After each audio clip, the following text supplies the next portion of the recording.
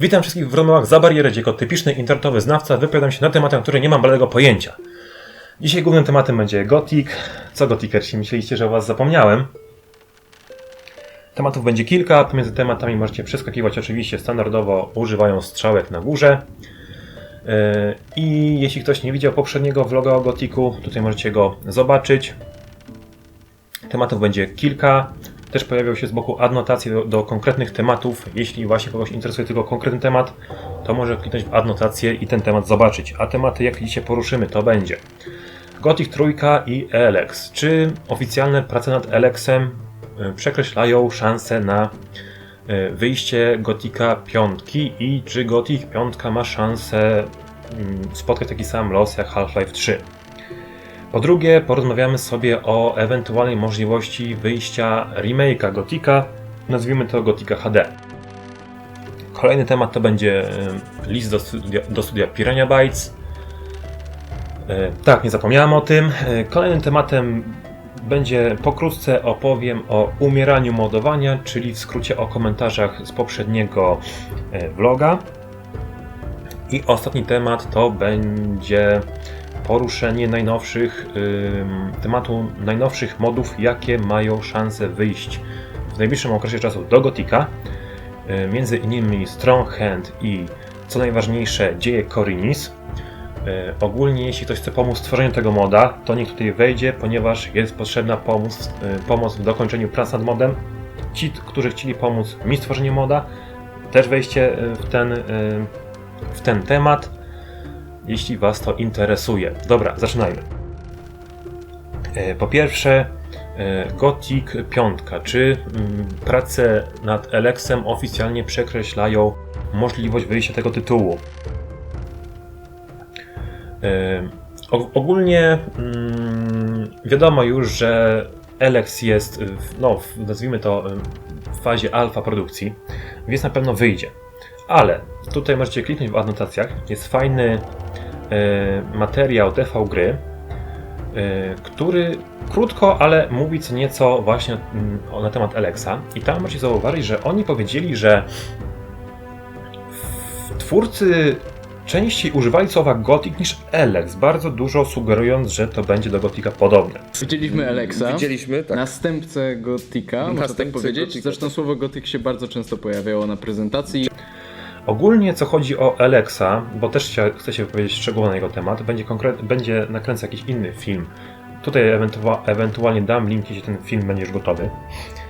Ale co w skrócie chcę powiedzieć? Oni wspominali dużo o Gothicu, co znaczy, że o tej marce nie zapomnieli.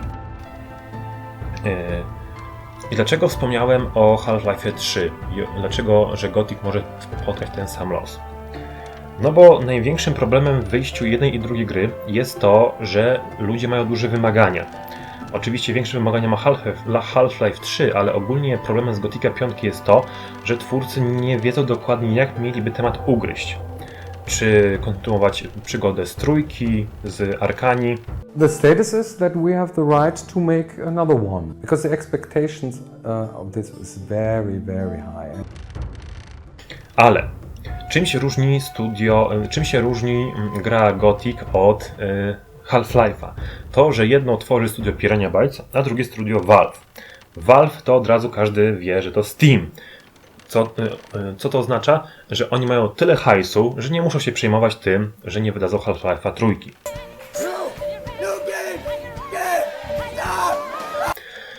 Piranha Bytes to jest inna historia. Tutaj macie adnotację do innego reportażu TV Gry, w którym oni chodzili właśnie po studiu Piranha Bytes i jak możecie zobaczyć, to studio jakoś strasznie imponująco nie wygląda.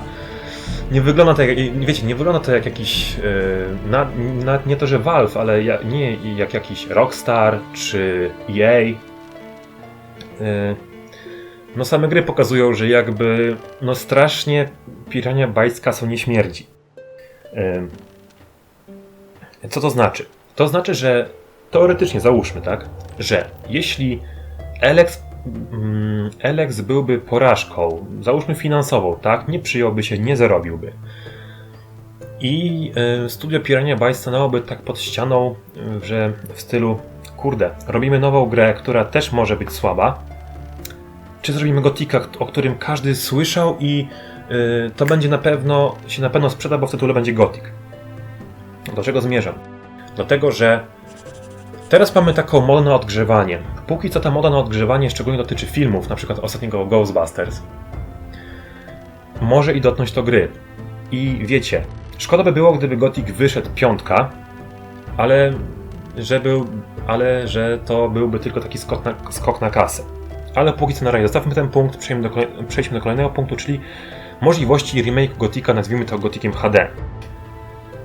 Jest to jedna z możliwości właśnie, o której też reporterzy TV Gry rozmawiali z twórcami ze studia Piranha Bytes i oni powiedzieli, że rozważali taką możliwość, ale że jest to trudne z takiego względu, że nie jest tylko dorobienie nowej szaty graficznej do starego Gothica, tylko to jest tworzenie mechanicznie całego Gothica od początku.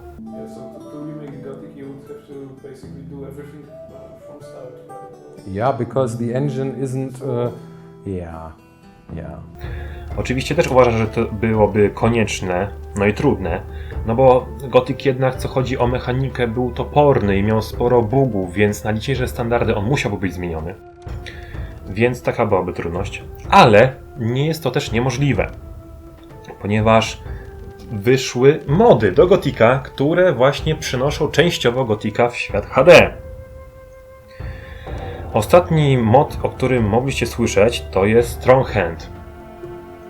Pracują na tym Rosjanie i jak widzicie, to jest Gothic, ale już taki bardziej przyjemny dla oka. I właśnie, bo ja znam osoby, które po prostu nie grały w Gothica, powiedziały mi wprost, że nie grają w Gothica, bo po prostu odstraszają ich kwadraty. Więc taki Gothic HD na pewno by przyciągnął osoby, które chciałyby poznać fajną historię z Gothica, ale odstrasza ich szata graficzna.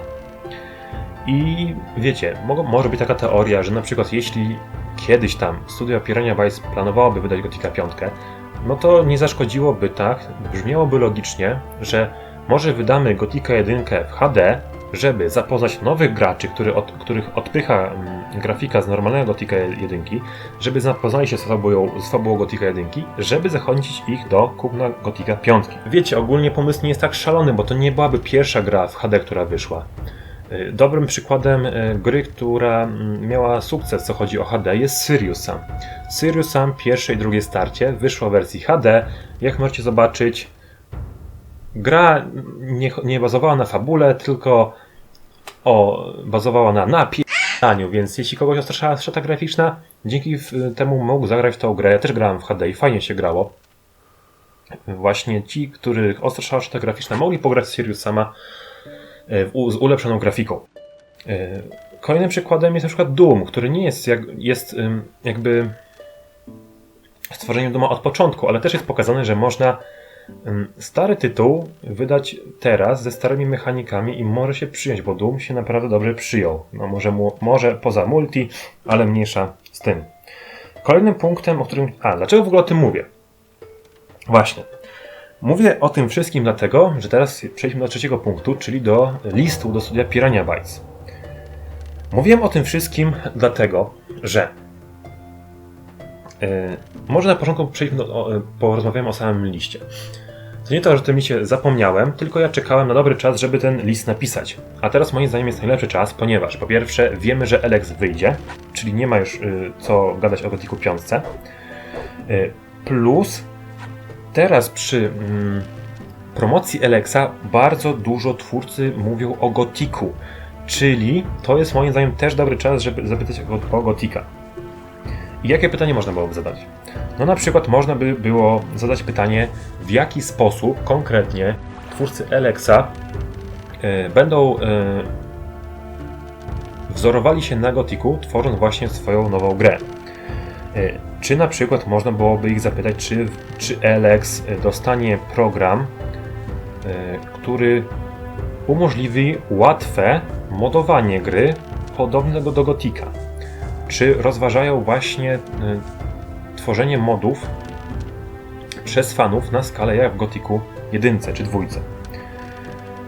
Po drugie można byłoby zapytać właśnie o Gotika HD czy Gotika 5, bo skoro mówią o Gotiku, to może być dobry czas, żeby i o to zapytać, czy w ogóle jest możliwość wyjścia tych gier.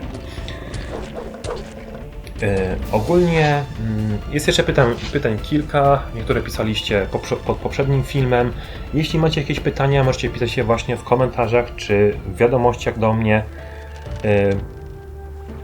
I jeszcze co chodzi o list, jest taka prośba do Was pomocy, ponieważ ja wcześniej kontaktowałem się ze studiem Piranha Bytes, pisałem list po niemiecku, ale nie ja, tylko ktoś mi pomagał.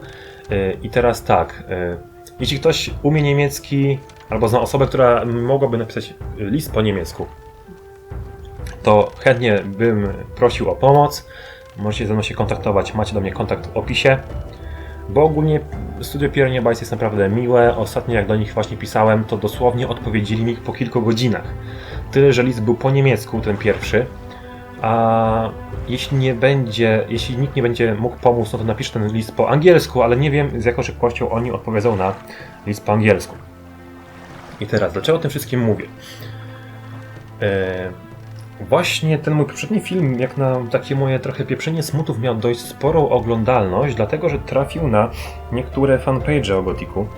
I ja tam na przykład zobaczyłem taki komentarz, który mówił, że Gothic 5, po co o tym gadać, przecież będzie Elex, trzeba to zostawić, to oni i tak już tego nie zrobią, to po co o tym gadać. Powiem Wam tak, dam Wam przykład taki YouTube'owy. Załóżcie, że macie jakiegoś twórcę, tak? I on ma 3 serie filmów.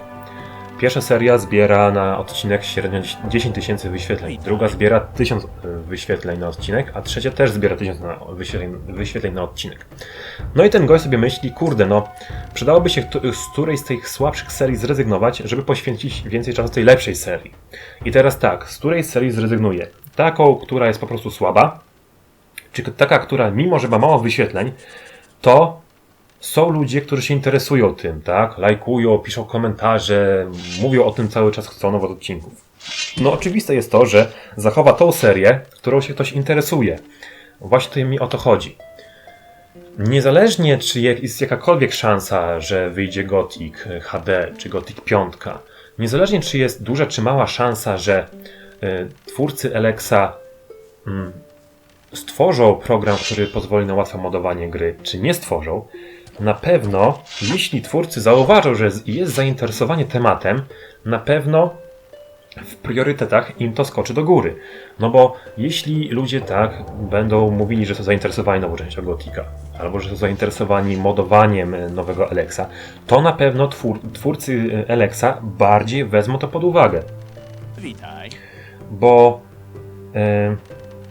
na przykład gdyby powstał Gothic 1 HD, nazwijmy to, i twórcy zrobiliby to samo co z 1, czyli dali łatwy sposób na modowanie, to ja bym się nie zdziwił, gdyby znowu z dużą parą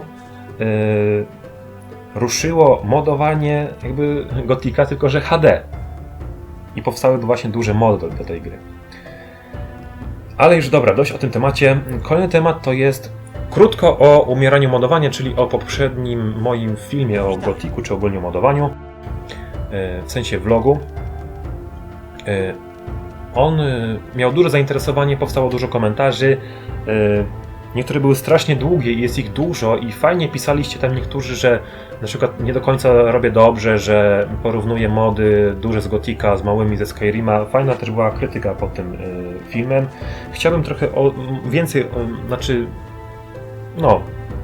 dłużej na to odpowiedzieć, dlatego mi się wydaje, że poświęcam na to oddzielny film. On pojawi się tutaj, gdzie właśnie przeczytam Wasze komentarze, dalej poruszę ten temat modowania. Należało mu I się. dlaczego mówię właśnie o tym umieraniu modowania? No bo nie do końca ono umiera, co pokazuje kolejny punkt, czyli nowe mody, które w najbliższym okresie czasu mają szansę wyjść oczywiście do Gotika. Pierwszy z modów, o którym już mówiłem, to jest właśnie Strong Hand. Może o tym modzie powiem kiedy indziej. W ogóle o modach do Gotika najnowszych stworzę inny film. Mod do Gotika w 2016 lul. Ale dzisiaj chciałbym się skupić na modzie Dzieje Korinis. Jest to mod polskiego studia. Bardzo duży mod. Tutaj dam Wam link do głównej strony projektu. Możecie zobaczyć, ten mod jest naprawdę duży. Zobaczcie sam, co oferuje. oferuje masę rzeczy. Zobaczcie same jakby zdjęcia. Nowe modele, nowe animacje. Sama fabuła jest fajna, ponieważ pokazuje akcję sprzed powstania bariery, więc jest to fajny też moim zdaniem pomysł wypełnienia takiej luki fabularnej tym, co się działo przed Gothikiem. Jest fajny właśnie motyw. Ogólnie o modzie powiem więcej w oddzielnym filmie, bo chciałbym ten mod trochę podpromować. Więc tutaj też pojawi się jakaś anotacja odnośnie tego moda. Dlaczego o tym mówię? Kontaktowało się ze mną 2 ludzi, którzy tworzą tego moda, w tym szef grupy, czyli Dark, i prosili mnie o pomoc w dokończeniu tego moda. O co chodzi? Chodzi o to, że ogólnie mod jest, nazwijmy to, stworzony, ale nie zebrany do kupy. I teraz tak, zostałem poproszony o to, żebym znalazł jakieś osoby chętne do pomocy w dokończeniu tego moda. O co chodzi? Oni szukają szczególnie ludzi, którzy znają się na skryptach i przede wszystkim na tworzeniu paczki z modem. I taka moja prośba, bo a propos tego mojego moda, ścieżki przeznaczenia, który i tak stoi, te osoby, które chciały pomóc mi właśnie z tamtym modem, mogą skontaktować się z twórcami dziei Korinis. Ci, co chcieli mi pomóc, mogą pomóc im. Tak samo inni ludzie, którzy chcieliby pomóc dokończyć tworzyć tego moda, mogą się właśnie z nimi skontaktować. Kontakt do nich tutaj dam na ekranie i w opisie też dam do nich kontakt, jak się z nimi skontaktować. Pamiętajcie, przede wszystkim skrypty, tworzenie paczki z modem, ale wiecie, jeśli ktoś się specjalizuje na przykład w spacerze, czy w modelowaniu 3D, czy w tworzeniu grafiki 2D, no to nie zaszkodzi, jak się z nimi skontaktuje, bo być może coś będą mieli wcześniej czy później. Nic nie zaszkodzi, jeśli będzie więcej osób, które będą chciały im pomóc. Ogólnie ten mod jest duży, no możecie sobie zobaczyć. Oni brali jakieś specjalne zespoły do tworzenia dubbingu profesjonalnego, więc to nie będzie dubbing ale Mroczne Tajemnice, ale nie śmieję się, sam występowałem w dubbingu Mrocznych Tajemnic. Ale wiecie, chodzi o to, że skalowo ten mod może spokojnie przerosnąć właśnie Mroczne Tajemnice czy czas zapłaty. Więc fajnie, gdyby ten mod powstał, bo ja się nie spodziewałem aż tak dużego moda w 2016 roku do Gothika, ale fajnie, że powstaje. Więc chyba to już tyle. Więc film o Eleksie już niedługo, film o komentarzach do poprzedniego vloga o Gothiku już niedługo. Tak samo, jeśli ktoś by chciał pomóc tworzyć w dokończeniu dziei Korinis, tak samo możecie pomóc tej ekipie. Kontakt macie w opisie do tej ekipy. W ogóle, no, ten mod, jednym z twórców tego moda jest sam Avalach, więc ci, co obracają się na forum The Modders, to wiedzą, że jeśli ten mod tworzy Avalach, no to nie ma pierdolenia. Więc to chyba tyle z mojej strony póki co, więc trzymajcie się, na razie. Kurde, nie ogoleiłem się, wyglądam jakiś bezdomny, ale srać. Znaczy w sumie jakbym miał iPhone'a, to bym wyglądał jak hipster, no ale nie mam. Dobra, na razie.